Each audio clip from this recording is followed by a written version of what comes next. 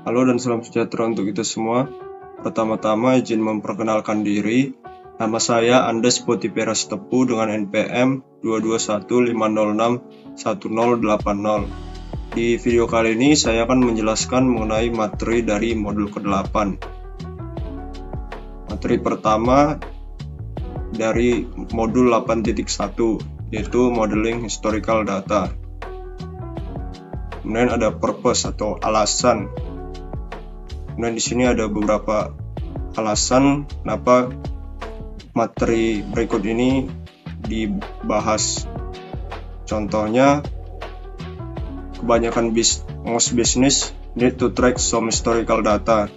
Kebanyakan bisnis itu perlu membuat suatu rekaman mengenai data historis. Dan kemudian this helps them find trends and patterns that are the basis for business innovations or process improvements. Nah, maksudnya itu kalau suatu perusahaan itu sudah memiliki data historis ini, mereka bisa menggunakan data itu untuk menemukan tren atau pola yang bisa digunakan untuk inovasi atau sebuah proses yang dapat meningkatkan perusahaan. Kemudian, for example, rental history of a movie is useful to a video store. Nah, jadi di sini sejarah dari perentalan atau histori dari video-video apa saja yang sudah disewakan itu bisa berguna untuk suatu toko video. It tells managers which movies are popular and which should be moved to the back shelf. Ini berarti dengan data yang dia terima tadi, dia bisa mengetahui film mana yang banyak dipinjam atau dengan kata lain laku, sehingga dia bisa membuat penentuan video mana yang perlu diletakkan di bagian depan rak, sehingga semakin mudah terjangkau oleh banyak orang yang memerlukannya karena video tersebut populer. Kemudian kita masuk ke model data over time, yaitu suatu model dari data selama kurun waktu tertentu. Nah, when is it necessary to model data over time? Kapan tepatnya kita perlu ngebuat atau ngemodel data tersebut? Berikut ini yang perlu kita lakukan, yaitu ask your client. Kita harus nanya sama klien kita. Contoh pertanyaannya itu bisa seperti, is an audit trail required? Apakah kita perlu nge-audit? Kemudian, can attribute values change over time? Bisakah nilai dari atribut ini berubah selama kurun waktu tertentu? Kemudian, contoh lainnya, can relationships change over time? Bisakah relationship-nya ini berubah selama beberapa waktu tertentu? Kemudian, pertanyaan contohnya yang lainnya itu, do you need to keep previous versions of the data? If so, for how long? Jadi, apakah kita perlu menyimpan versi sebelumnya dari data tersebut? Dan seandainya kita perlu, untuk seberapa lama? Nah, di sini ada data over time example, yaitu contoh dari data over time tersebut. An organization needs to keep data about employees' salaries. Sebuah organisasi itu perlu menyimpan data mengenai pendapatan dari pegawainya. Kemudian, all employees are paid weekly. Setiap pelanggan itu dibayar setiap minggunya. Initially, the following employee entity was modeled. Kemudian, dari situ entitas yang dinamakan employee dapat dibuat. Kemudian, additional requirements now specify that the organization needs to keep a historical record of how and when employees' salaries have changed during their employment. Nah, di sini maksudnya ada suatu kebutuhan lain yang dimana menyatakan bahwa suatu organisasi itu perlu menyimpan rekaman historis mengenai bagaimana gaji dari pegawai mereka berubah selama masa mereka bekerja. Kemudian di sisi kanan bawah ini kita bisa lihat entitas employee dengan atributnya. Di sini ada ID-nya, ada first name atau nama depan, last name atau nama belakang, Kemudian weekly salary amount itu jumlah gajinya tiap minggunya, dan salary start date, jadi mulai dari tanggal berapa mereka dibayar. Kemudian model salary changes, yaitu perubahan model pendapatan. Two model salary changes over time, add a salary history entity. Nah, supaya kita bisa nge-model perubahan dari pendapatan itu, kita harus ngebuat entitas yang dinamakan salary history atau sejarah dari pendapatan. Di sisi bawah ini kita bisa lihat modelnya. Di samping entitas employee tadi dibuat entitas baru yaitu salary history dengan atribut salary start date, yaitu kapan pemberian gajinya mulai, dan kapan gajinya itu berhenti diberikan, kemudian jumlahnya. Nah, kemudian di tengahnya ini kita bisa lihat ada relation di antara salary history dan employee. Poin kedua yaitu the UID of the salary history entity is the related employee ID and the salary start date. Nah, jadi maksud dari poin keduanya ini, UID dari salary history-nya ini adalah ID dari employee dan tanggal mulainya salary itu tadi, atau tanggal mulainya pemberian gaji itu tadi. Berikutnya adalah model rental over time, yaitu model dari sistem peminjaman. Poin pertama, jewelry store rents pieces, necklaces, bracelets, and so on to movie star for special occasions such as award ceremonies or movie premieres.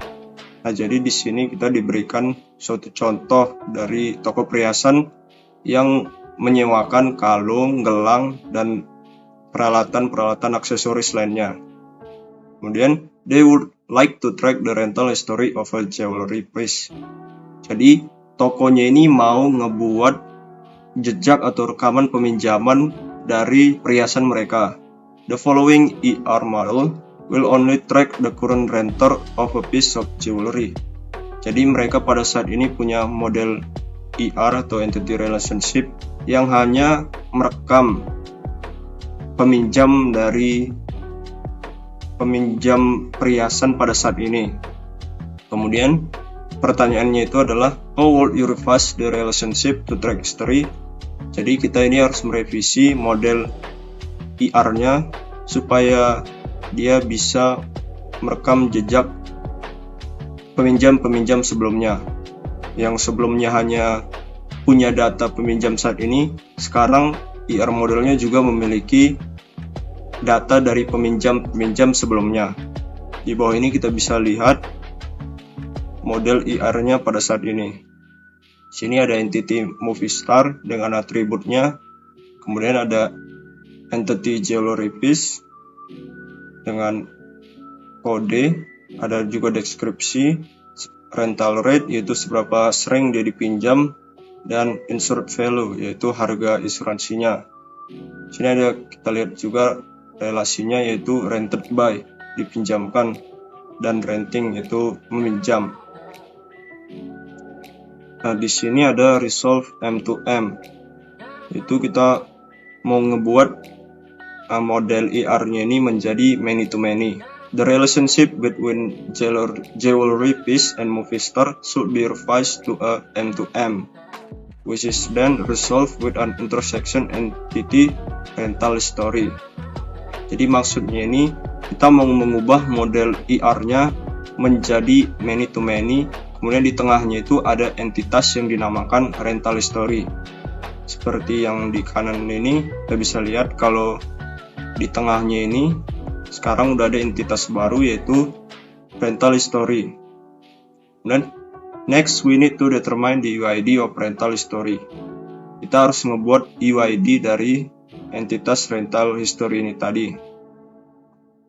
Nah, determine UID. Berikut ini beberapa opsi yang bisa kita lakukan untuk menentukan UID-nya. opsi yang pertama, itu dengan menggunakan Baird relationship. Drawing a Baird relationship is not a suitable UID here, as this would not allow a movie star to rent the same jewelry piece on different dates.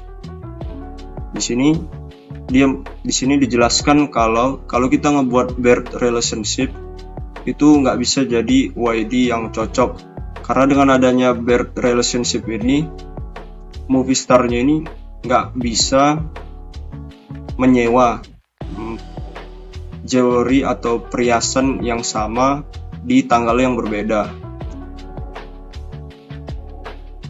Yang selanjutnya kita memiliki opsi kedua, yaitu membuat Baird relationship dan rental date. Adding rental date to the UID will allow a movie star to rent the same jewelry piece on different dates. Jadi di sini kita membuat tanggal rentalnya itu sebagai UID, dan hal ini memungkinkan movie starnya itu untuk meminjam perhiasannya di tanggal-tanggal yang berbeda. But would also permit different movie stars to rent the same jewelry piece on the same date. Tapi hal ini menyebabkan bintang film yang lainnya memungkinkan untuk meminjam perhiasan yang sama di tanggal yang sama. Hal ini tidak dapat terjadi karena perhiasannya tersebut sudah dipinjam sama bintang film yang lainnya. Kemudian option 3, yaitu Baird relationship between movie star and rental story with rental date. Jadi di opsi ketiga ini adanya Baird relationship di antara movie star dan rental story dengan tanggal rental. This model would not permit the same movie star to rent more than one jewelry piece on a given day. Jadi masalah pada opsi ketiganya ini, model berikut ini nggak memungkinkan bintang film yang sama itu untuk menyewa perhiasannya itu lebih dari satu di hari di mana dia meminjam itu.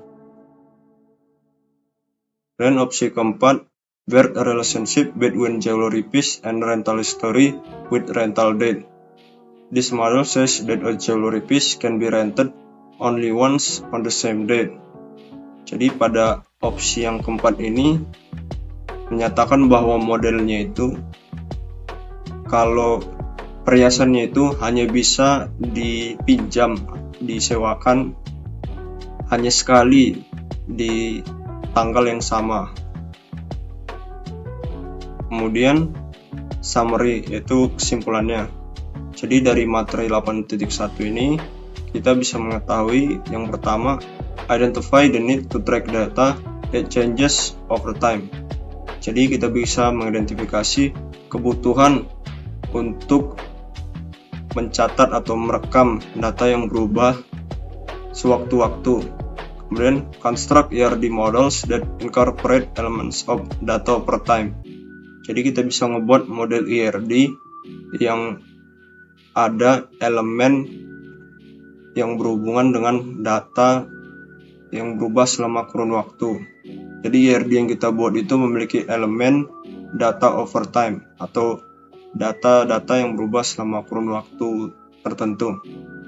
Kemudian identify the UID of an entity that stores historical data. Kita bisa mengidentifikasi UID dari entitas yang menyimpan data historis. Kemudian menjelaskan dan menentukan pilihan dari UID. Kemudian materi yang berikutnya adalah modeling change time. Nah, ada beberapa alasan mengapa materi ini dibahas. Yang pertama itu time plays a role in many business models. Jadi banyak dari model bisnis itu di mana waktu berperan besar. Historical data is often used by business to find trends that can point the way to more efficient ways of doing business. Dengan data historis, bisnis itu bisa menemukan tren yang bakal menunjukkan cara-cara efisien melakukan bisnis. Kemudian, modeling time in a business allows such data to be captured. Dengan permodelan waktu di suatu bisnis, data-data yang menguntungkan tadi bisa diperoleh. Kemudian reports provide information that can be derived from the data. Jadi laporannya ini memberikan informasi yang diperoleh dari data. A well-designed report can provide valuable information that the business can use to improve its operation. Jadi, laporan yang diperoleh dari data tersebut bisa menyediakan informasi yang berharga kepada bisnis, dan itu bisa digunakan untuk meningkatkan operasinya atau bagaimana cara bisnis tersebut bekerja. Nah, kemudian di sini bakal dibahas gimana caranya ngebuat permodelan waktu itu. Yang pertama bakal dibahas yaitu entity day versus attribute date. Consider the entity process. Di sini diberikan contoh dari entitas yang dinamakan purchase. Yang selanjutnya itu, you will include an attribute date if you wanted to know when the item was purchased. Kita bakal menambahkan atribut yang dinamakan date. Sini kita bisa lihat di entitas purchase terdapat atribut date. Ini ditambahkan karena kita ingin tahu kapan barangnya itu dibeli. However, if we want to identify trends such as purchasing coats versus bathing suits versus sneakers, we may want to know the temperature during that time. Nah, caranya untuk mengetahui tren itu tadi seperti yang mana yang lebih laku, jaket, baju mandi, atau sneaker. Kita perlu mengetahui temperatur pada saat itu. Nah, contohnya kalau temperaturnya atau cuacanya itu dingin, pastinya bakal banyak orang yang beli baju-baju tebal seperti jaket. Kemudian kalau cuacanya itu panas, pastinya bakal lebih banyak orang yang beli pakaian-pakaian yang lebih tipis. Hal ini memungkinkan kita untuk mengetahui tren pada saat itu. Kemudian, if we add the temperature attributes to the purchase entity, it creates a problem. Sini disebutkan kalau jika kita menambahkan atribut temperatur ke purchase, entitas purchase, hal ini menyebabkan suatu masalah. Remember third normal form. A non-UID attribute cannot have attributes of its own. Jadi, di sini dibilang kalau atribut yang bukan merupakan UID tidak bisa memiliki atribut lainnya. Because high and low temperatures are attributes of date, we need a separate entity day.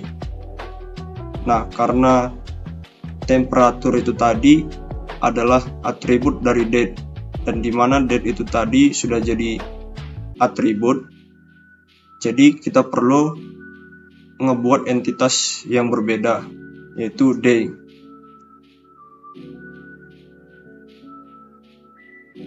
Having a separate day entity allows us to track more information that may be useful to a business. For example, which days were public holidays. Kalau kita ngebuat entitas yang berbeda, yaitu entity yang namanya day, hal ini memungkinkan kita untuk mengetahui informasi-informasi yang mungkin berguna bagi bisnisnya. Contohnya itu, kapan saja hari-hari libur nasional. Nah, di sini kita bisa lihat di modelnya kalau ada atribut pada entitas day, yaitu public holiday indicator. Itu kapan libur nasional itu tadi. Kemudian time related constraints, itu halangan-halangan atau batasan-batasan yang berhubungan dengan waktu. Beware of constraints that can result from the need to track dates and times. Jadi kita harus menyadari batasan-batasan atau halangan-halangan yang asalnya dari kebutuhan kita untuk merekam tanggal dan waktu. Contohnya, consider a school fair that features several booths. Jadi ada suatu sekolah yang membuat festival dan di situ ada beragam booth, ada situ booth atau stand atau tempat-tempat jual makanan gitu. Nah, jadi the manager sends up volunteers to work different shifts at different booths. Jadi manajernya itu ngebuat pekerja-pekerjanya di shift-shift yang berbeda, di booth yang berbeda, atau tempat yang berbeda. A booth is staffed by only one volunteer at a time. Jadi tempatnya itu hanya terisi satu orang di suatu waktu. Some volunteers can work for several hours, others can work fewer hours depending on their free time. Jadi beberapa relawan ini bisa bekerja untuk beberapa jam, yang lainnya bisa juga bekerja untuk beberapa jam tapi lebih sedikit, tergantung dari waktu luang mereka. The schedule has to be determined in advance so that the manager knows which times are not covered by any volunteers. Nah, jadi karena mereka ini relawan, maka waktu-waktu bekerjanya itu tidak selalu terpenuhi. Nah, misalnya tokonya itu terbuka 12 sama 8 jam. Pekerja satu dia cuma bisa kerja 4 jam, pekerja 2 cuma bisa 2 jam, pekerja 3 cuma bisa 1 jam, dan pekerja 4 cuma bisa setengah jam. Nah, jadi perlu dicari solusi gimana supaya tokonya itu bisa terus ada penjaganya. Karena tokonya itu cuma bisa, karena di contohnya ini disebutkan kalau tokonya itu cuman bisa terisi satu pekerja untuk satu waktu.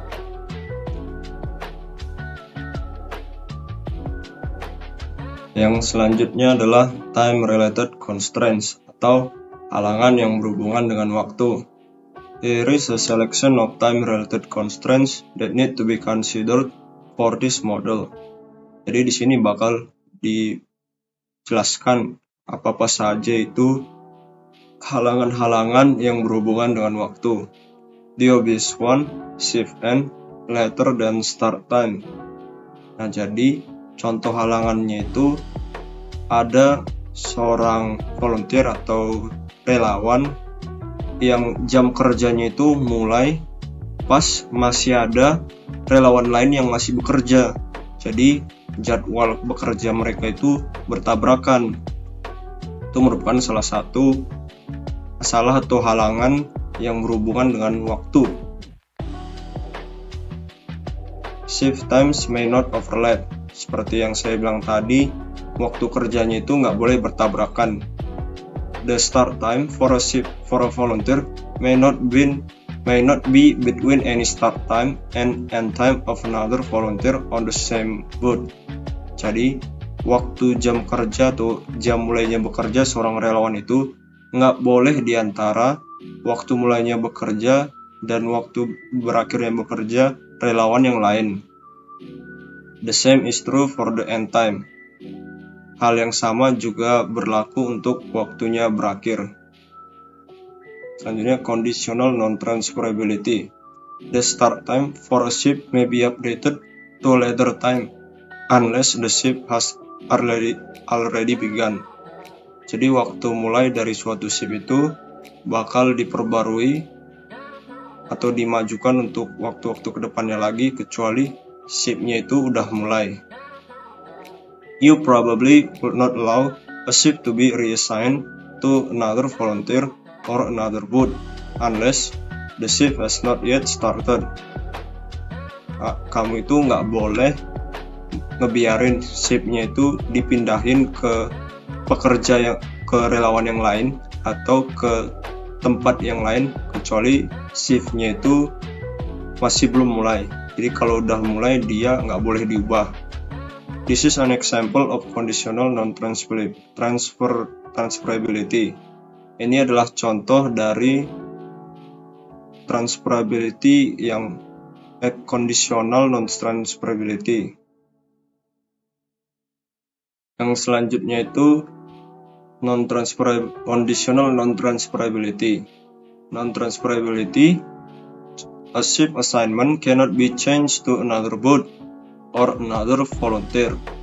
Jadi contoh dari non-transferability itu atau nggak boleh adanya ditransfer atau dipindahin gitu, contohnya itu pemberian shift nggak bisa diberikan ke kedua tempat atau ke volunteer yang berbeda.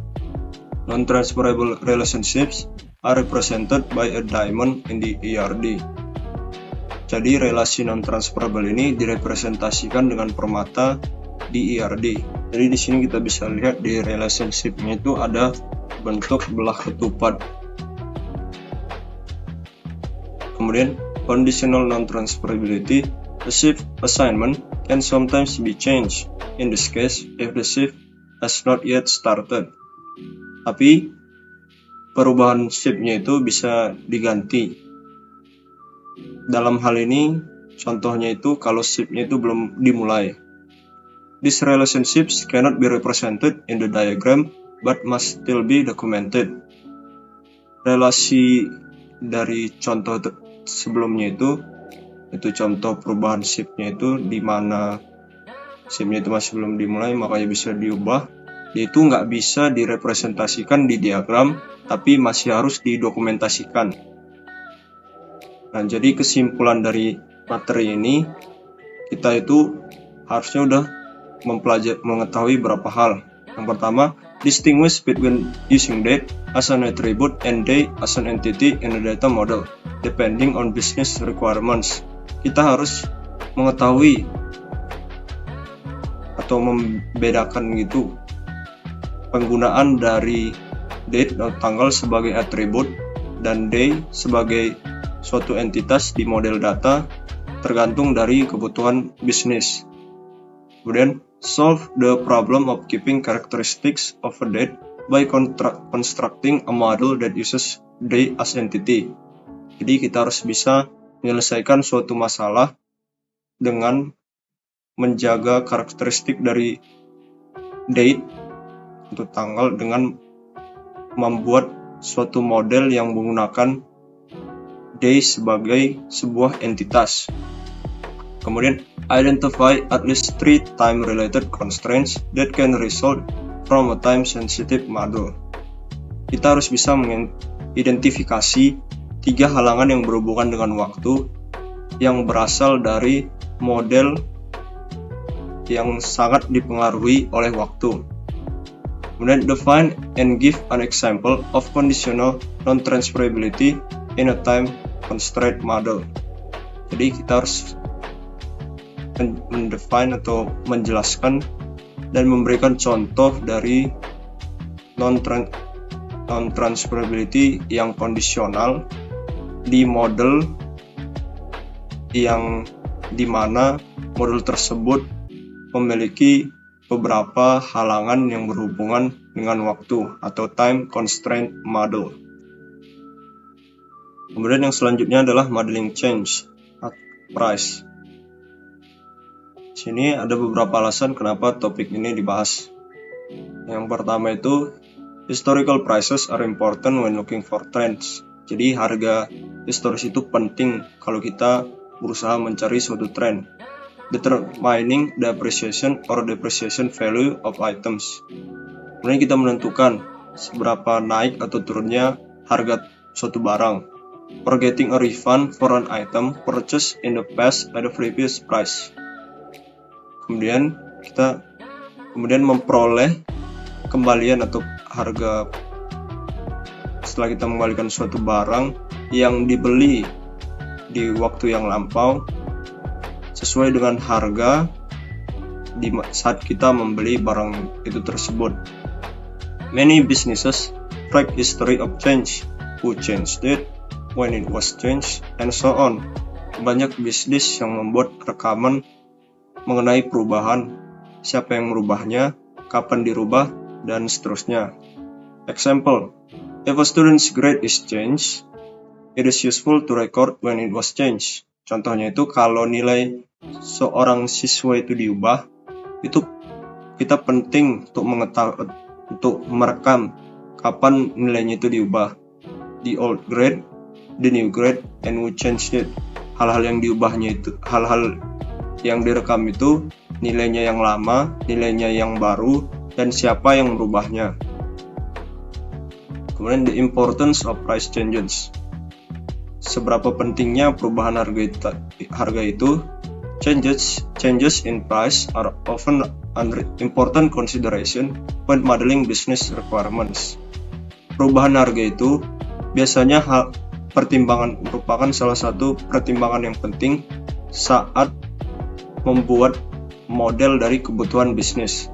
Contohnya itu, some examples would be the stock market prices are changing by the second and you are watching the leaderboard, wondering when to buy and when to sell. What factors would you consider? Contohnya itu kita ada di toko pasar saham gitu. Harga-harga sahamnya itu berubah saat kita melihat papan informasi harga sahamnya. Kemudian kita berpikir kapan kita perlu menjual saham yang kita miliki. Faktor-faktor apa yang perlu kita pertimbangkan. Kemudian the fuel industry. Why would you want to track the price changes in fuel if you are thinking of buying a car or heating your home during the winter? Kemudian contoh lainnya itu ada di industri bahan bakar. Jadi yang dipertanyakan di sini, kenapa kita perlu merekam perubahan dari harga bahan bakar itu kalau kita pengen beli misalnya mobil baru atau memanaskan rumah kita itu pas musim dingin. Jadi kita perlu tahu kapan saat yang tepat untuk membeli minyak dan berapa banyak yang mau dibeli. Kemudian construction business. Why are price changes important to a contractor of a 5-year bridge construction project?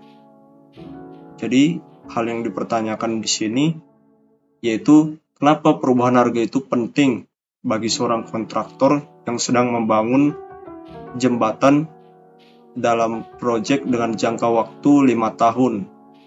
Mungkin selama 5 tahun ini harga batu batanya itu bakal menurun, jadi dia itu perlu membeli seperlunya saja. Tapi seandainya batu batanya itu terus menerus menaik, maka dia perlu segera membeli sebanyak mungkin sebelum harganya tersebut sudah melejit atau naik terlalu tinggi. What's the price today? Bagaimana harganya sekarang? The prices of products change over time. Harga dari suatu produk itu berubah sewaktu-waktu. Some go up, some go down, and others fluctuate up and down. Beberapa harga barang naik, turun, dan ada beberapa yang nggak stabil, naik atau turun. Food, clothing, and school fees are more expensive now than they were 20 years ago. Makanan, pakaian, dan biaya-biaya sekolah itu lebih mahal sekarang daripada 20 tahun yang lalu. Technology often gets cheaper over time. Harga dari teknologi itu semakin murah dari waktu ke waktu. Dulu yang komputer yang besarnya itu satu ruangan, harganya itu cuman bisa dibeli sama perusahaan. Sekarang dia sudah bisa dibeli oleh masyarakat banyak. You can buy a standard specification laptop computer today for around half the price of 10 years ago. Jadi di waktu kita sekarang ini kita udah bisa membeli laptop yang contohnya RAM-nya 8 GB dengan setengah harga di waktu misalnya 10 tahun yang lalu, dimana harga laptop yang RAM-nya 8 GB itu masih 10 juta, 15 juta, sekarang udah bisa kita beli dengan harga 6 juta, 8 juta. Gold, silver, and currency are examples of commodities whose price fluctuate. Jadi emas, perak itu adalah contoh-contoh dari komoditas yang harganya terus-menerus naik.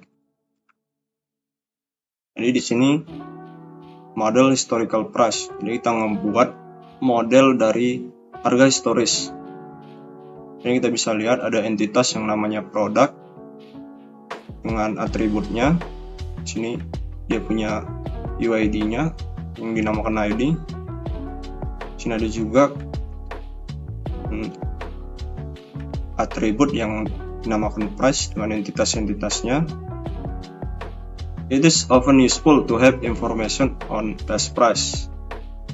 Jadi, informasi mengenai harga-harga sebelumnya itu adalah hal yang penting, karena informasi itu kita bisa gunakan supaya digabungkan dengan data tentang harga sekarang. Jadi kita bisa tahu entah harganya itu naik atau turun kalau kita punya data mengenai harga beberapa tahun atau waktu-waktu sebelumnya. The model shown here tracks the historical price of a product. Model berikut ini merekam harga historis dari sebuah produk.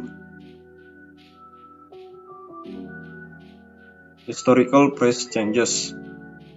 Harga historis itu mengalami perubahan.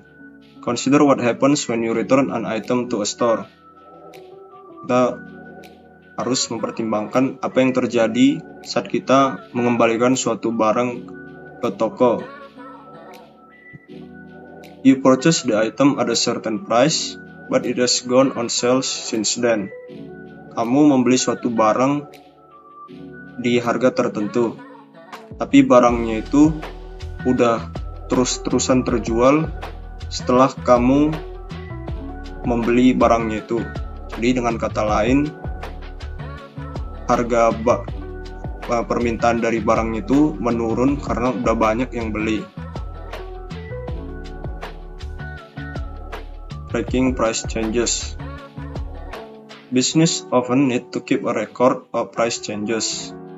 Di situ perlu menyimpan jejak rekaman dari perubahan harga. In this model, we assume that each purchase is of only one product. Di model ini, kita itu berasumsi kalau pembeliannya itu hanya untuk satu produk. Kanan ini kita bisa lihat model yang telah dibuat. Di sini ada 3 entitas: price, product, purchase. Kemudian di sini juga ada relasinya. The price that was paid can be found by matching the purchase date between the start date and the end date of price. Jadi kita bisa mencocokkan kapan kita ngebeli barangnya itu dengan start date dan end date. Misalnya kita mau beli di tanggal 3. Nah, tadi kan dari tanggal 1 sampai tanggal 10 harganya 10.000. Kita cocokkan dengan tanggalnya itu, berarti kita bisa mengetahui kalau kita beli barangnya itu di harga 10.000. Other data changing over time. We've seen that prices change over time. Other types of information can also change for different business reason. Jadi bukan hanya harga saja yang berubah.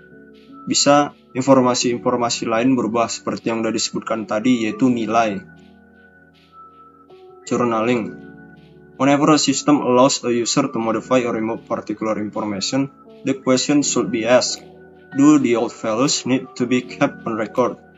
Jadi, kalau ada suatu sistem yang memungkinkan user itu memodifikasi atau menghilangkan beberapa bagian informasi, ada hal yang perlu dipertanyakan. Apakah perlu nilai-nilai yang lama ini tetap disimpan atau dihilangkan saja? Jadi, this is called logging or journaling. Hal ini dinamakan logging atau journaling. This is often an issue when the information is financial or of a sensitive nature, such as a student grade change. Jadi, ini bisa menjadi masalah kalau informasinya itu berhubungan dengan finansial. Finansial itu kan kita harus tahu dari mana nih sumber uangnya. Sumber uang 10%, misalnya ada dana 10 juta, 10%-nya dari sini pada dari 1 tahun yang lalu. Kalau datanya itu dihilangkan, maka akan terjadi kebingungan. Bingungan itu seperti 10% dari uang ini datang dari mana? Apakah terjadi suatu penggelapan atau suatu hal ilegal yang terjadi? Hal seperti itu bisa terjadi kalau kita menghilangkan data-data lampau yang berhubungan dengan hal-hal yang berhubungan dengan finansial. Kemudian contoh lainnya itu ada di nilai siswa atau pelajar. Nah, nilai pelajar itu kan kita perlu merekap dari awal sampai akhir. Nilai-nilai mulai dari kelas A, misalnya nilai seorang pelajar SD, dia nilainya dari kelas 1 sampai 6 itu harus ada. Jadi nilainya itu nggak boleh dihilangkan. Yang selanjutnya adalah journal content. A journal usually consists of both the modified value and the information about who did the modification and when it was done. Jadi kalau kita nge-journaling itu, kita ngebuat suatu rekapan yang berisikan nilai yang udah diubah dan informasi mengenai siapa yang mengubah, yang melakukan modifikasinya, kapan perubahan itu dilakukan. This extra information can, of course, be expanded if you wish. Jadi kita bisa melakukan penambahan informasi-informasi lainnya kalau kita melakukan journaling. Dengan kata lain, tidak hanya terbatas pada informasi-informasi seperti siapa saja yang melakukan perubahan, nilai yang udah diubah itu tadi berapa dan kapan dilakukan. Kita bisa menambahkan informasi-informasi lainnya. Summary atau kesimpulan. Jadi kesimpulan dari materinya ini kita harusnya udah mengetahui beberapa hal. Yang pertama itu solve the business requirement of tracking changes in price or value by constructing a model that uses a historical entity. Jadi kita harus bisa membuat suatu solusi dari kebutuhan bisnis mengenai merekap atau membuat suatu rekaman mengenai perubahan dari harga atau nilai dengan membuat model yang menggunakan entitas historis. Describe the meaning of journaling or logging. Kita harus bisa menjelaskan apa itu artinya journaling atau logging. Kemudian identify the business need for journaling atau for logging and construct a model that addresses these requirements. Kemudian kita harus bisa mengidentifikasi bisnis yang membutuhkan journaling atau logging dan membuat suatu model yang memenuhi kebutuhan ini. Yang selanjutnya adalah modul 8.4, yaitu drawing conventions for readability. Purpose atau alasan dari dibahasnya materi ini. Yang pertama itu, what if all shoemakers made up their own sizes? Gimana kalau setiap pembuat sepatu itu membuat ukuran mereka sendiri? Misalnya pembuat sepatu A, dia ngebuat ukuran yang namanya ukuran A. Dia ukuran 1 itu panjangnya 10 cm, ukuran 2 20 cm. Kemudian ada pembuat sepatu B, dia ngebuat ukuran B. Ukuran 1 itu 25 cm, ukuran 2 50 cm. Kalau hal yang seperti ini terjadi, maka bakal terjadi kesulitan bagi para pembeli untuk menentukan sepatu mana yang cocok bagi mereka. Dan seandainya terjadi suatu pekerjaan kolak begitu, mereka juga akan kebingungan bagaimana menentukan ukuran yang tepat karena ukuran sepatunya itu berbeda-beda. What if every architect use a different system to draw plans for a building? Bagaimana jika setiap arsitek itu membuat sistem yang berbeda untuk menggambar suatu bangunan? Seperti yang saya jelaskan tadi, maka akan terjadi masalah. Karena bangunan A udah dibangun sama arsitek A. Kemudian pemilik dari bangunannya itu meminta arsitek B untuk membuat renovasi terhadap bangunannya. Maka akan terjadi kebingungan karena sistem yang digunakan untuk menggambarnya itu berbeda. Following the same conventions makes it easier to work as part of a team. Jadi kalau kita mengikuti konversi yang sama atau aturan yang sama, maka kita akan semakin mudah untuk bekerja sebagai suatu tim. Yang selanjutnya adalah large ERD drawing conventions. The bigger and more complicated an ERD gets, the more challenging it becomes to lay out the pieces in a clear and readable format. Jadi kalau ERD-nya itu makin besar, maka akan semakin sulit untuk membuat ERD-nya itu menjadi jelas dan dalam format atau bentuk yang bisa dibaca. There are two drawing conventions that are widely in use. Ada dua konvensi penggambaran ERD yang digunakan secara luas. One that places high volume entities towards the top left of the page.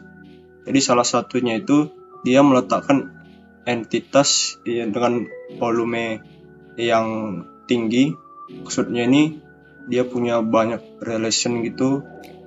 Dia juga punya atribut yang banyak sehingga ukurannya panjang sehingga disebut high volume atau volumenya tinggi. Dia itu diletakkan di kiri atas dari suatu halaman. Kemudian yang satunya lagi, and one that places high volume entities towards the bottom right of the page. Jadi kalau cara menggambar yang satunya lagi, dia meletakkan entitas dengan volume yang tinggi itu di bagian bawah kanan dari suatu halaman. Kemudian, it is not important which convention you follow, but choose one and try to use it consistently. Nah, jadi konvensi gambar itu nggak penting yang manapun kita pilih. Kita bisa pilih yang kiri atas atau kanan bawah. Tapi seandainya kita udah milih, kita harus menggunakannya secara konsisten. Jadi kalau kita udah menggunakan yang kiri atas, maka gunakan kiri atas terus untuk halaman-halaman berikutnya. Dan kalau kita udah menggunakan kanan bawah, maka gunakan terus kanan bawah tersebut untuk halaman-halaman berikutnya juga. A high volume of entity is an entity that will have a large number of instances. Seperti yang saya jelaskan tadi, entitas dengan volume yang tinggi adalah sebuah entitas yang memiliki instansi yang banyak. A high volume entities are often the central or more important entities in an ERD. Jadi, entitas dengan volume yang tinggi atau dengan instansi yang banyak itu biasanya adalah pusat dari suatu ERD. Sini di sisi kanan kita bisa lihat kalau entitas A dan B merupakan entitas high volume atau entitas yang memiliki intensitas yang tinggi.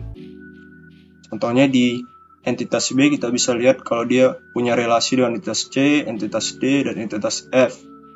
Dan untuk entitas A, dia punya relasi dengan entitas E dan entitas B.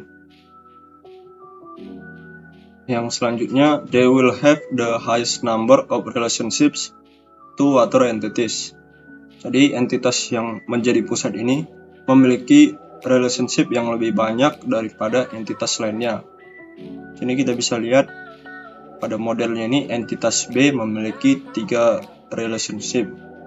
Sehingga entitas B ini disebut high volume entities atau entitas dengan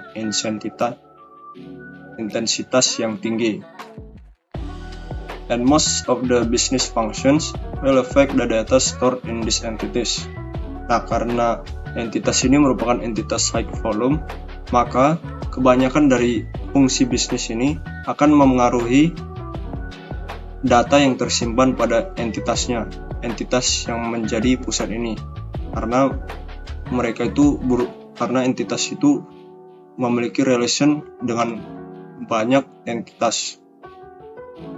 Hal inilah yang menyebabkan entitas pusat tersebut dipengaruhi, data yang di dalam entitas pusat tersebut dipengaruhi oleh banyak dari fungsi bisnis. Kemudian, when high volume entities are on the upper left portion of the ERD, the crossword will tend to point south and east. Jadi kalau entitas pusat itu ada di kiri atas, maka cabang-cabang itu akan mengarah ke selatan dan timur. When high volume entities are on the lower right portion of the ERD, the crossfade will tend to point north and west. Jadi, kalau entitas pusatnya itu ada di kanan bawah, maka cabang-cabangnya itu akan mengarah ke utara dan barat. Clarity is key. Kejelasan itu adalah suatu kunci dari bagaimana ERD-nya itu bakal dipahami sama orang. Semakin jelas ERD yang kita buat itu, maka akan semakin mudah kita menyampaikan ERD yang dibuat itu kepada contohnya atasan atau bos ataupun bawahan-bawahan kita yang bakal ikut bekerja dengan kita. Use convention sensibly. Gunakan konvensi dengan baik. The major goal of creating the diagram is to give a representation of the model that can be used for communication purposes. Tujuan utama dari diagramnya itu adalah memberikan suatu representasi dari model yang bisa digunakan untuk alasan komunikasi. This means that you must never let a convention interfere with readability and clarity. Nah, jadi kita itu nggak boleh ngebuat konvensi itu mengganggu readability atau bagaimana kejelasan atau kemudahan membaca dari model yang kita buat, and clarity atau kejelasan dari ERD-nya itu tadi. Often you will have a mix of conventions depending on the amount of space you have in your own preference. Terkadang kita itu bakal memiliki konvensi yang tergabung. Misalnya beberapa halaman pertama menggunakan penyusunan yang dimana entitas pusat susunan yang dimana entitas pusatnya itu berada di kiri atas, dan untuk beberapa halaman selanjutnya itu entitas pusatnya itu berada di kanan bawah. Semua ini tergantung pada selera masing-masing. Clarity and readability are the main criteria. Kriteria utamanya itu adalah seberapa mudah modelnya itu dibaca dan seberapa jelas ERD-nya itu. For clarity and readability in an ERD, supaya kita bisa membuat ERD yang jelas dan mudah dibaca, ada beberapa hal yang bisa kita lakukan. Yang pertama itu avoid crossing relationship lines. Jadi kalau kita ngebuat garis relation, kita garisnya itu nggak boleh saling bersilangan. Avoid entities that overlap. Kemudian supaya dia ERD-nya itu kelihatan jelas, kita nggak boleh ngebuat entitasnya itu saling bertabrakan atau saling menimpa. Avoid relationship lines that cross entities.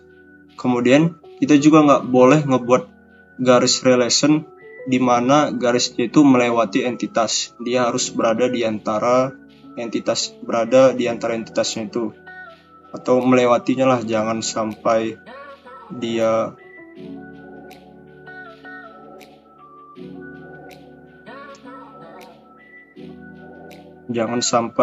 garis dari relationnya itu tadi menabrak entitas. Use plenty of white space. Kita harus menggunakan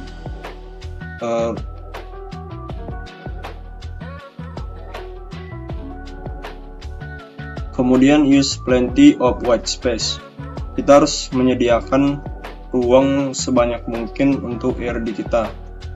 Di white space itu maksudnya itu kanvasnya itu bagian putihnya itu ruang putihnya. Split a larger ERDs into smaller subdiagrams if required. Jadi supaya ERD ini lebih tertata dengan rapi, kita bisa memisah-misah ERD yang lebih besar itu menjadi diagram-diagram bagian-bagian yang lebih kecil. Hal ini dilakukan apabila dibutuhkan. Kemudian space is needed.